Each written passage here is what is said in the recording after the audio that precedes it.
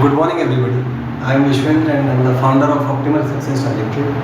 आज मैं centre of मास के विषय में आपसे बात करूंगा।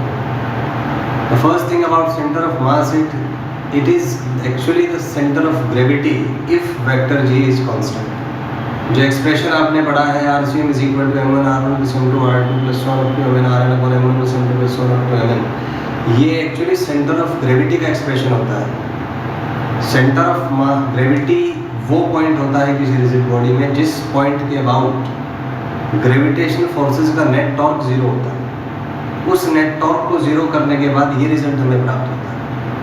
तो अगर एक्सेलरेशन ड्यू टू ग्रेविटी को हम कांस्टेंट मान लें तो यही एक्सप्रेशन सेंटर ऑफ मास का भी हो, वहाँ से ये रिजल्ट आता है। तो इसके बारे में कुछ पॉइंट्स हम डिस्कस करेंगे। This is the first thing, this is same as the centre of gravity if vector G is constant. मान लीजिए मेरा कोई ये सिस्टम है डिस्क्रीट पार्टिकल्स का जिसमें n पार्टिकल्स हैं। This is particle 1, this is particle 2 and this is particle nth। Masses are m1, m2 and mn। किसी रेफरेंस पॉइंट के अबाउट मान लीजिए m1 का पोजीशन वेक्टर r1 है, m2 का पोजीशन वेक्टर r2 है और mn का पोजीशन वेक्टर rn है। तो रिजल्ट जो है सेंटर ऑफ मास का, क्योंकि रिजल्ट सिलेबस में नहीं है आपके, लॉजिक मैंने बता दिया आपको कि नेट ग्रेविटेशनल टॉर्क को आप जीरो कर दीजिए। सो वहाँ से रिजल्ट आता है कि vector RCM is equal to m1 vector r1, इसका मास मल्टीप्लाइड बाई जो इसका पोजीशन वेक्टर है, plus m2 position vector r2 plus so on mn position vector rn। मैं फिर रिपीट करूँगा, फर्स्ट पार्टिकल इसका position vector plus second particle इसका position vector, इतने जितने जो भी पेयर्स हैं आप उनको ऐड कर लीजिए, डिवाइडेड बाय जो मासेस हैं उनको आप ऐड कर लीजिए।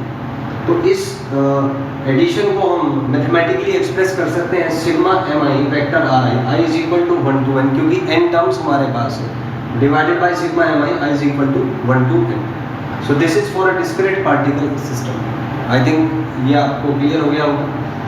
कई बार हमें एक कॉन्टिन्यूस बॉडी दी होती है, जैसे कोई rod, disc, ring, solid sphere, monosphere, cylinder.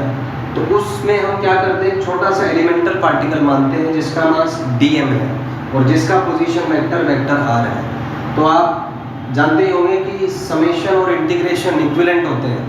तो अगर हमारे पास कोई कॉन्टिन्यूस पार्टिकल सिस्टम है तो उसमें सिग्मा की जगह हम इंटीग्रेशन का यूज करते हैं, because basically integration is all about addition in a continuous way. तो यहाँ से हमने सिग्मा को रिप्लेस कर दिया सिंपल इंटीग्रेशन से, लिमिट लगाई 0 से m dm vector r। Basic mechanism अब भी वही है, एलिमेंट लिया इसका मास dm और इसके पोजीशन वेक्टर से हमने उसको मल्टीप्लाई कर दिया divided by the total mass integration of d।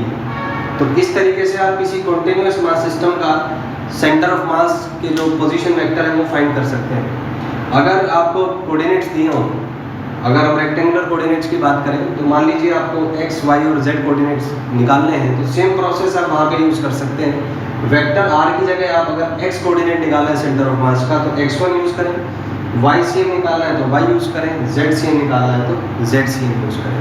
So in this way you can find the position vector of the centre of mass in 3 different cases. The first case was when discrete particles were given.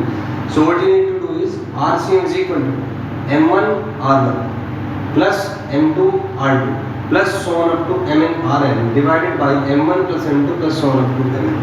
अगर continuous particle system है तो आप sigma को replace कर दें integration से, एक छोटा सा एलिमेंट माने dm जिसका पोजीशन वेक्टर r है, 0 से n तक उसको इंटीग्रेट करें डिवाइडेड बाय इंटीग्रेशन dm 0 से n। नेक्स्ट इज अगर आपको xcm, ycm या zcm निकालना है तो वेक्टर r की जगह आप x यूज़ करें।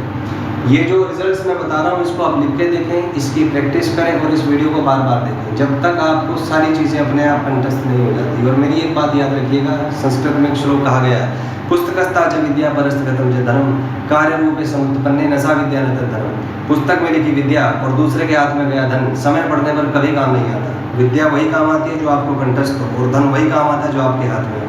सो शब्दों पर नहीं, अपने अनुभव पर यकीन करें। जो भी आप पढ़ते हैं वो आपको कंठस्थ होना चाहिए, तभी आप अपने प्रश्न पत्र हल कर पाएंगे, तभी आप उसमें परफॉर्म कर पाएंगे एग्जाम में। Thank you and have a nice day.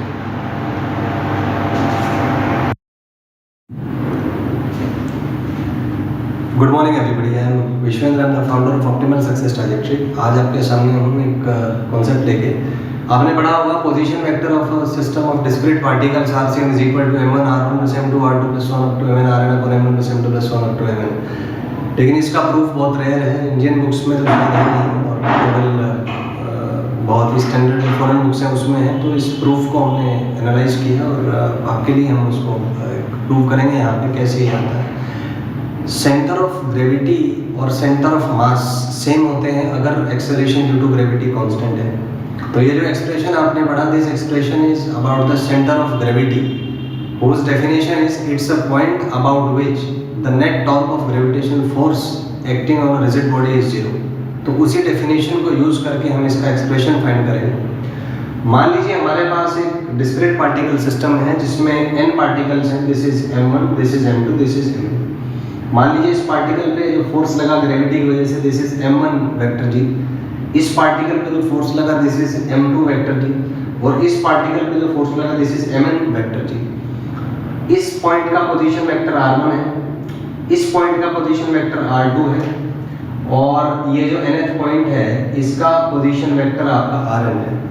तो अगर मान लिया कि सेंटर ऑफ मास मान लीजिए कि यहाँ पे है, जिसका पोजीशन वेक्टर इस रेफरेंस पॉइंट के रिस्पेक्ट में वेक्टर RCM है, तो टॉर्क अगर मैं ले लूँ इस पॉइंट के अबाउट, तो मान लीजिए कि इस पॉइंट से इस पॉइंट के का जो पोजीशन वेक्टर है दैट इज वेक्टर r1। तो आप इस ट्रायंगल में देख सकते हैं, O से हमने ये जो पॉइंट है CMR, तो ये पोजीशन, ये वेक्टर RCM है, this is vector r1 and this is vector r capital.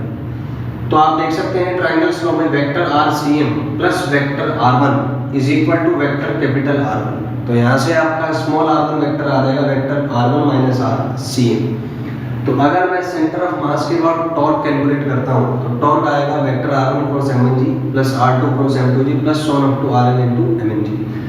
r1 का जो वैल्यू है this is vector r1 minus RCM, तो इसको हम यहाँ पे सब्स्टिट्यूट कर दें। तो ये r1 की जगह आपने सब्स्टिट्यूट कर दिया r1 minus RCM into mn जी। सिमिलरली r2 की जगह होगा vector r2 minus RCM into m2 G plus यहाँ होगा rn minus RCM into mn g। Now the definition says that center of gravity is a point about which net gravitational torque is 0। तो इस torque को हम 0 कर देंगे। इस torque को हम 0 करेंगे तो इस एक्सप्रेशन को मैं 0 लिख सकता हूँ यहाँ से। तो यहाँ से आप देखिए कि वेक्टर g क्योंकि कांस्टेंट है तो वो मैंने एलिमिनेट कर दिया यहाँ से। तो यहाँ पे अगर आप इसको मल्टीप्लाई करें जाएगा m1 r1 minus m1 RCM, इसको मल्टीप्लाई करें तो आएगा m2 r2 minus m2 RCM plus 1 इसको मल्टीप्लाई करें mn r1 minus mn RCM and this is equal to 0। ये जो टर्म्स है m1 r1 m2 r2 so on up to mn rn, इन्हें आप एक तरफ इकट्ठा कर लीजिए। ये जो टर्म्स है इसको आप इक्वेशन के दूसरी साइड ले आइए तो ये कुछ इस तरीके से आ जाएगा। RCM कॉमन होगा तो m1 plus m2 plus 1 up to mn आप इसमें कॉमन ले लीजिए, तो ये फिर नीचे आप इसको डिवाइड कर दीजिए।